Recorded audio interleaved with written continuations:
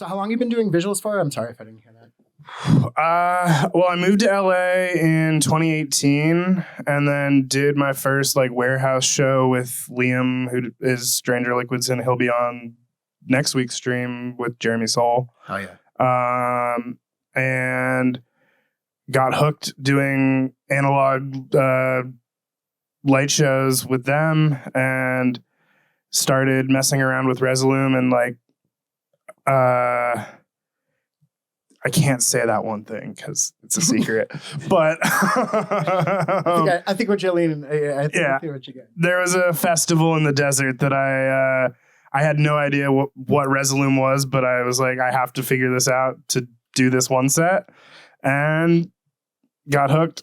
Amazing. Emily, right? Can I call you Emily? Yes. Cool. When you're playing a set, do you usually plan it out, or do you usually like kind of freestyle? I try to plan it out, but it never. I try to plan it out, but it never usually goes as planned. So I'll just hop around until it feels right.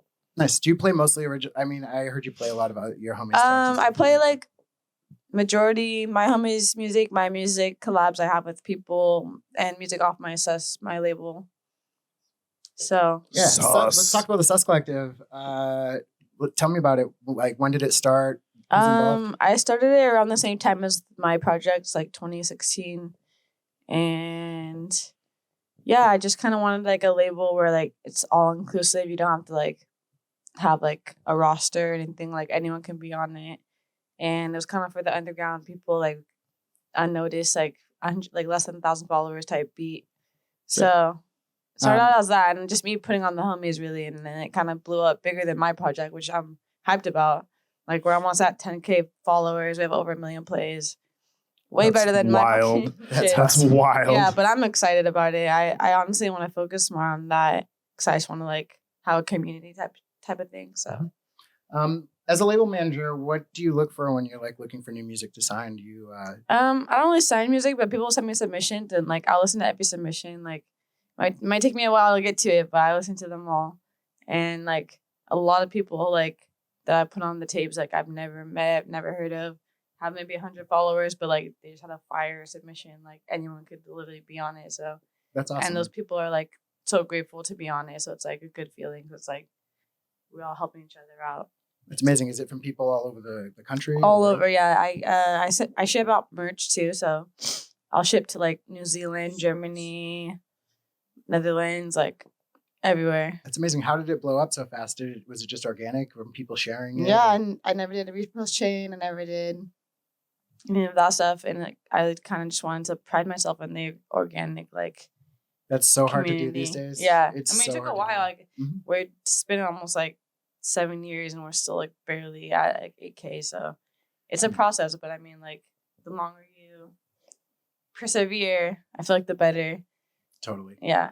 Do you find it hard to manage your music and the label at the same time? Like, do you? And I also, do. And also, I'm assuming some kind and of working job. full time. Yeah, I know it's a lot for sure. Like, I do it all by myself, but I'll take breaks from like music, take breaks from sus, and like focus on whatever I need to focus on.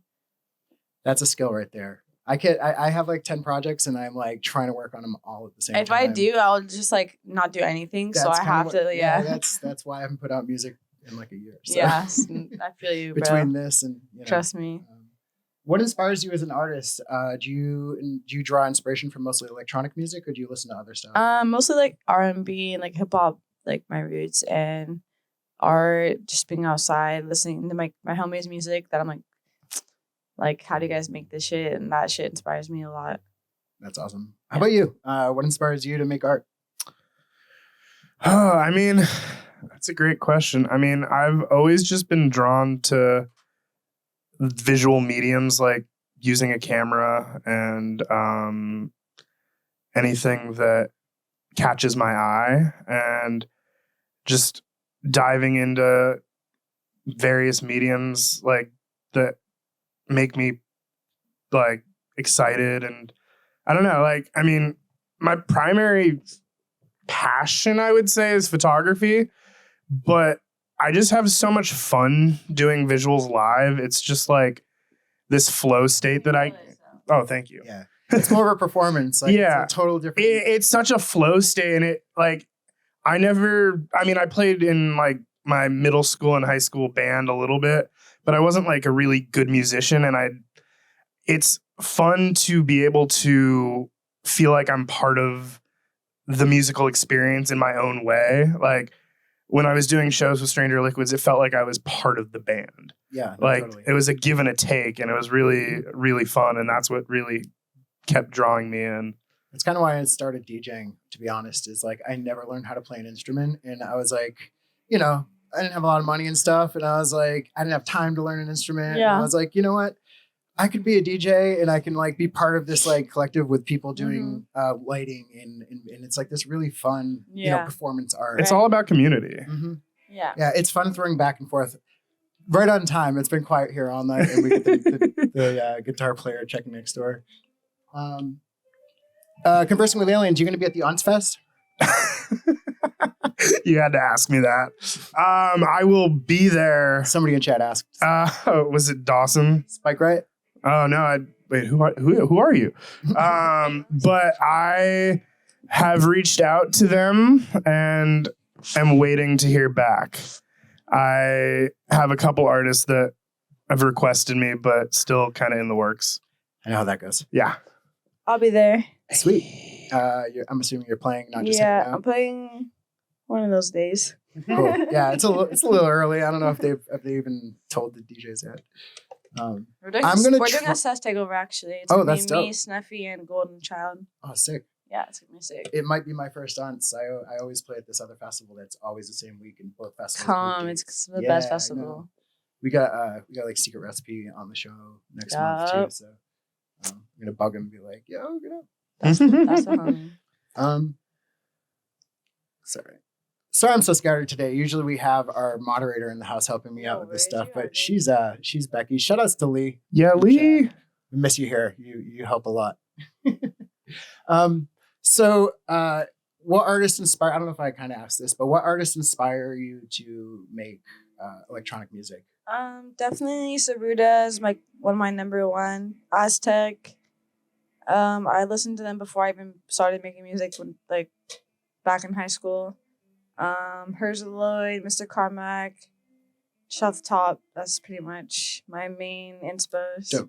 I saw you said Dr. Dirge. Oh yeah, Dr. Dirge. R.I.P. to go. Yeah, rip Dirge, man. He was such an inspiration. He definitely we wouldn't be anywhere without him here. No, I hear a lot. I hear a lot of his influence in your sound. It makes me so happy. Well, it makes me really happy because I was so bummed when he passed, and I was like, there's so much more of that I want to hear, and I'm glad that glad we carried it on. Yeah, I'm glad that he has such a. It's not even that huge body of work, and it's inspired so much. Hoppa too. I fuck with Hoppa really hard. Oh yeah. All the Courteous fam, that's my dream label. Yeah. Yeah, it's unbelievable. Well, it's crazy how I was at a show last week and Saruda dropped a Dr. Dirk song, and it's amazing. He always does. Yeah, he that's his boy. Yeah. But it's amazing how much that his sound design and his production stands up to time. 10 years ago. It still is mind-blowingly forward thinking. Yeah.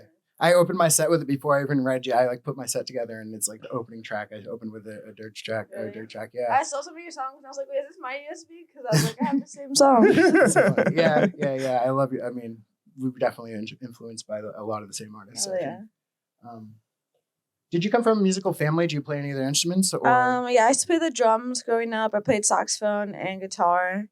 And then I tried to self-teach piano, but I don't know, I was rage quit. I was I can't do this. But I could play a little bit. Nice. You ever thought of doing some live stuff or? I'd play the drums live. Dope. Or guitar. I played guitar at my church when I was in high school. I'm drumming shit. You should bring that into some of your sets. I should, huh? Yeah, I encourage that. We've had a lot of artists here, Murillo was here, and I hadn't heard his new album. I listened to it, and I was like, I knew he played instruments, but not like that. I don't know if you've heard. It's unbelievable. It's beautiful. Mm-hmm. And I was like, man, more of that. I love electronic music and stuff, but there's something really special about adding some. I'm trying to learn how to play the harp. What's up? The harp. Ooh, I love the harp. That shit sounds so sexy. Yeah, we've had a couple really dope harp players on our show. Not in the studio. They've It's actually really not that hard to play. No, because it's all the note. You don't actually have to you just need to know where the notes are. Right? That's my next venture. Yeah. That'd be so sick if you just bust out a giant harp during your set. I'm all about that. When you learn the harp, you can come back here and do a harp set. I'll be there. You're originally from Washington? Mm-hmm. Is that what you said? When did you make your trip out to LA? I went to college in Bellingham, an hour north of Seattle, and then after that I moved here 2 years ago, 2019. Sweet. Are you from LA? I don't know that. No, I'm from the Bay Area originally, Mountain View.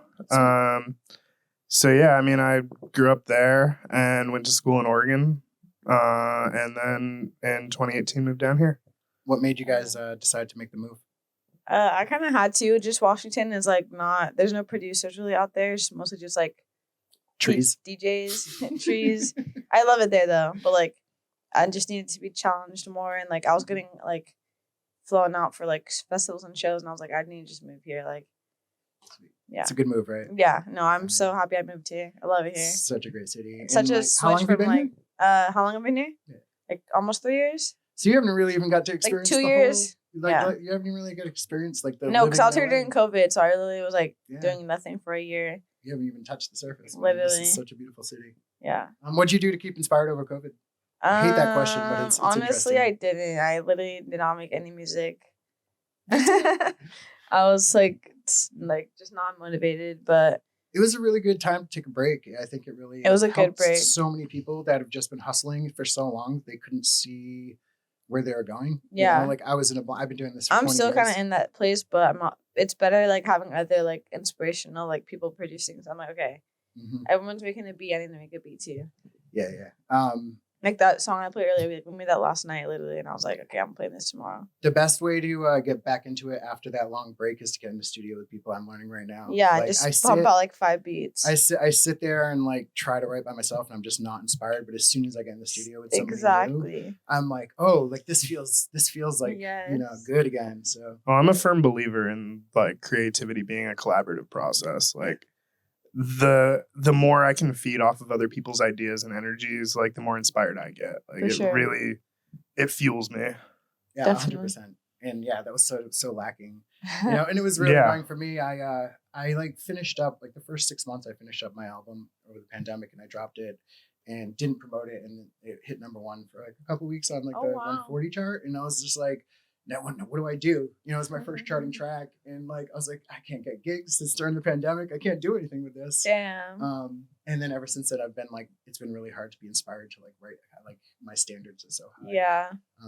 How do you finish tracks? That's another question I like to ask people, because I have a horrible time. I don't. No, I'm just kidding. Usually I'll wait until I've heard it so many times. It's I'm used to it, so I'm it's fine, or I'll play it out. But yeah, I have a hard time finishing tracks. The second drop is what gets me. Mm-hmm. I can make everything, the build up, the drop, but then the second drop, I'm just fuck. Do I need a second drop? And usually I don't. Yeah, short tunes are the thing these days. Yeah, it's nice because who plays a whole 3-minute song? Usually mix exactly. Up anyways. I try to have my intros be really short, so it just goes right to the point. Mm-hmm. And then I like your tunes are really fun to DJ. They're very DJ, thoughtful. Yeah, DJ-wise. definitely. Thank you. Do you think LA has influenced your music at all? I mean, obviously, but yeah, I mean, I've always been influenced by the same people, so that the fact that I can work with them here has gotten me way more. Lee, she just moved here, and he's taught me so much, and so Ruta, and anyone I work with here has taught me a lot. Everyone produces differently, so I'm always learning new stuff, and it's that would never happen where I'm from. So, what's your best advice for new producers? Make beats every day. Doesn't matter. It can be the worst beat. It can be 10 seconds. Just make beats every day. That shit will make you so much better, so much faster. Yeah. And don't limit yourself to BPM or genre. Just make whatever you want every day. Yeah. Don't be afraid to make bad music. Just don't stop making beats. That's my only advice. Yeah, exactly. Don't give up. Don't be afraid, because it's just you hearing it. You're in it for the long run. Look at the goats that we're looking up to. They've been doing this for 15 years, and then just now at the place where we want to be. So it's you gotta just stick with it and stay true to yourself. It's funny. I think almost every single DJ we've had in here has shout out Cerda as an inspiration. That man has done Oh, he is definitely like more for this scene. him and Dirk and Carmack have Mhm. like are pioneered all of our sound. for It's sure. so consistent with It would be though, like, nothing without every them. single person. That's the first person they list. Like, and it's yeah. like, it makes so much sense. But like, Yeah. It all goes back to Low End. yeah, Like, Yeah. yeah, no, totally, man. What an incredible scene that Low End like spawned. You know, I miss it so I much. missed it. but- I literally like moved here right after it. I got You so lucky. yeah. I I got moved the last here- tail end, like 3-4 years. I found out and started going. I moved here 2.5 months before Low End ended. And I was like, I've got 2.5 months to make friends. And it worked. Like, I swear to God, like, It's a good place to make friends. every connection I've made or friendship that I've like created is a direct result or indirect result of going to Low End Theory every week for 2.5 I've been hearing months. about Low End since like before I even moved here. Yeah, Like it was so special.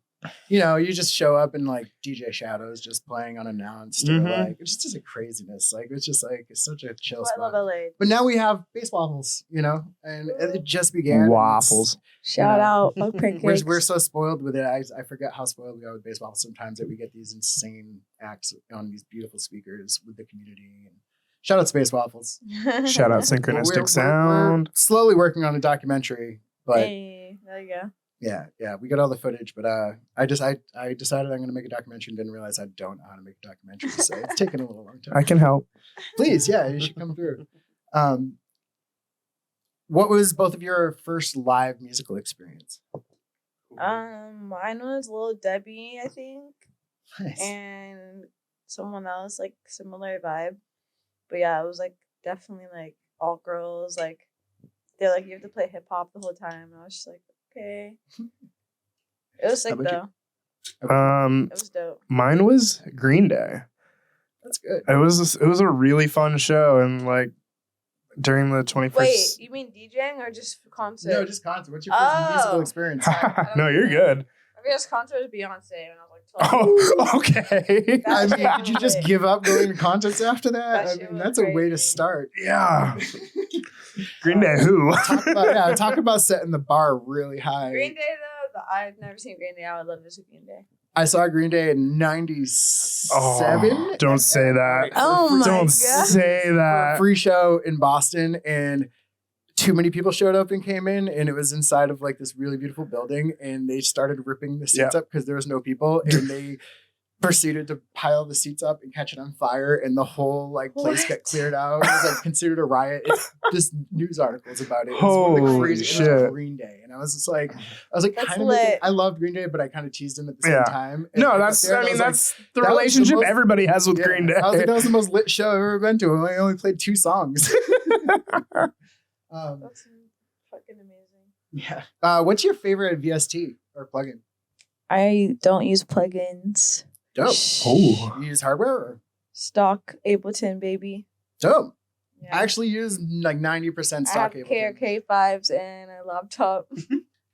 That's so sick. Bare bones. That really shows that, like, you know, you can make super. It doesn't matter what you use. It as long as doesn't. it's- Well, Stosu recently, like, I mean, when he was on the road, was just making beats off of laptop speakers. Yeah, And they that's what I do slapped. too. Like, they Shout out slapped. Stosu. Yeah, That's my shout out boy. Stosu. I miss Stosu. I haven't seen him forever. Yeah, especially if you know your settings. Yeah. Like if you have your settings set and you know. I'm telling you, if you make a beat every day, you will learn enough about Ableton where you can do anything on like any Mhm. plugin you can do on Ableton. Well, I can tell you, Porter Robinson uses Fruity Loops still. He uses FL is FL goated. Studio, you know? Everyone that uses FL, like Carmack uses FL. Mhm. All the goats use FL. Yeah. He, I'm jealous. it blew my mind. I did Ableton Tech for him on the World's Tour, and I got there and I was like, "Why do you need?" He's like, "I've never used Ableton really. Like, I use Fruity Loops to write everything. Like that whole World's album, which is just such an epic album, was written on Fruity Loops." And I'm just like, wow. Jeez Louise. Yeah, it's just it inspired me because I always feel bad for like, I don't know, yeah, using in the box stuff, and I was like, oh man, if this guy can No make such shame epic on music. like plugins. Like I wish I could use them, but like when I open them, I'm just like, Have you checked out Ahi's racks that like he made? Oh man, game changer. Me too. Yeah, you need to check him out. He makes these racks that all use just the in the box like stock shit. so, yeah, all the audio effects stuff, Yeah. and he just makes he uses them like they're like $2,000 programs, and Fire. it's like $30 for like 100 different racks. Hell yeah. He's a dropped, madman. He just dropped what's called serum patches today too, Right. like a ton of them. So shout out to Ahi, the homie. He played here for our first show of the year. It was really fun. Let me see. Let's take some questions from the audience. We have a few in here. How's living on the West Coast? Who said that? Let's see. Spike Right. Feel like you have such a reach over there compared to other coasts. Do you plan on coming to New York anytime soon? That's the question, I think.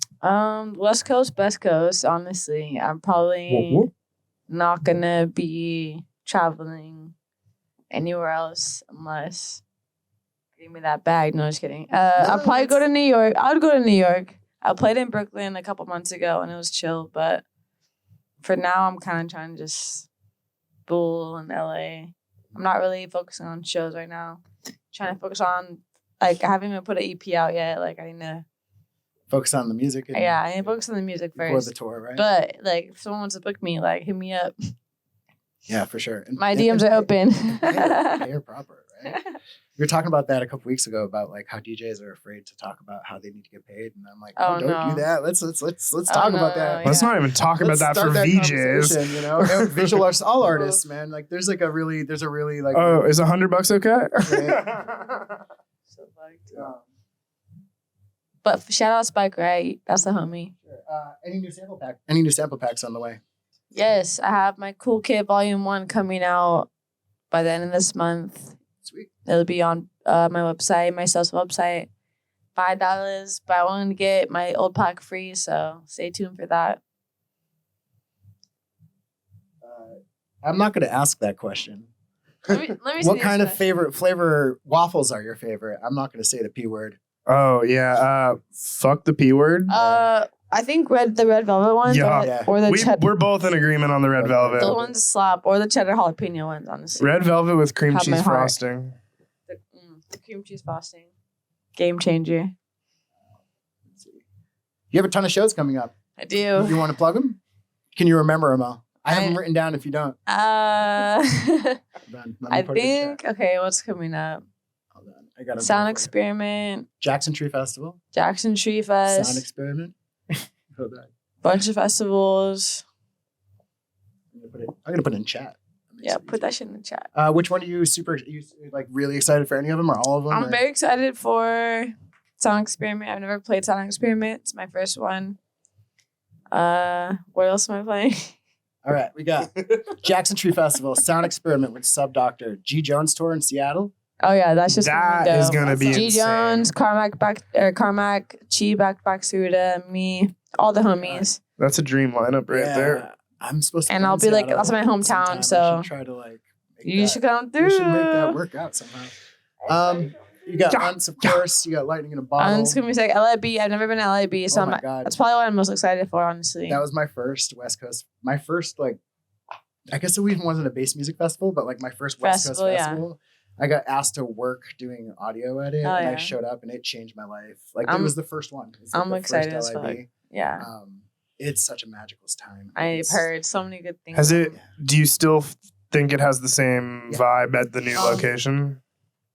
Vibe is a weird word. Or- I think that it's just, every festival changes as it gets bigger. Yeah, But they've managed to maintain the magic. I think Mhm. there's still so much like interactive art and like clowns. And, the first one was actually really funny. It was thrown by, it's pretty much hosted by Lucent Dossier and Yard Dogs Roadshow. It was like all these different clown troupes kind of hosted it. okay. And the main stage was all rock music and bands. And then Nice. there was this little tiny side stage that had like little QSCs, and it was Glitch Mob, Tipper.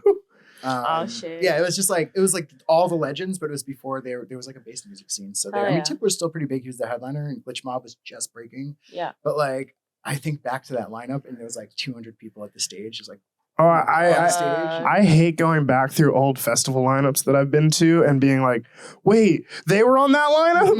Like, I missed that? Wait, what? Yeah, never look back. No. Any more questions in chat? Mun's music EP is cool. I'm your biggest fan. I'm obsessed with you. Oh, Munzie. That's my girlfriend. Shout outs to Mun's. Mons. Oh, here's a question that we like to ask guests. Does privacy play a role in your creative process? No. I put all my music out for free download. Everything's public on my social. I kind of believe in like just like sharing the music, share the wealth. Unless you're like obviously like a big time artist that needs to make money, but like at my level, like why not? Like I'd rather people would just be like playing my stuff than like Yep. yeah. That's the best part about the bass music scene is it's like so giving, and it's really just about like sharing your art. I could and care then, less you about get paid for gigs. Like that's the way it should work. Exactly. That's how artists should get paid. All SES music has always been free. Everything's free download. Same with mine. She uses my computer all the time. No, I did say privacy. Piracy too. We like pirates. Fuck you, Alex. Just kidding. I love you.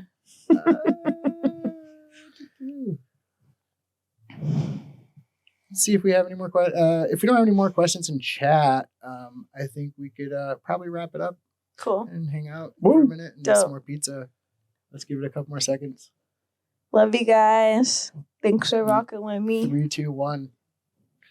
Awesome. Yeah, thank you so much. That was dope. Thank you, Noah, for coming through. Yeah, no worries. Usual, we'll have you back Gang here in a shit, couple baby. weeks. Yeah. You guys are the realists. Yeah, for sure.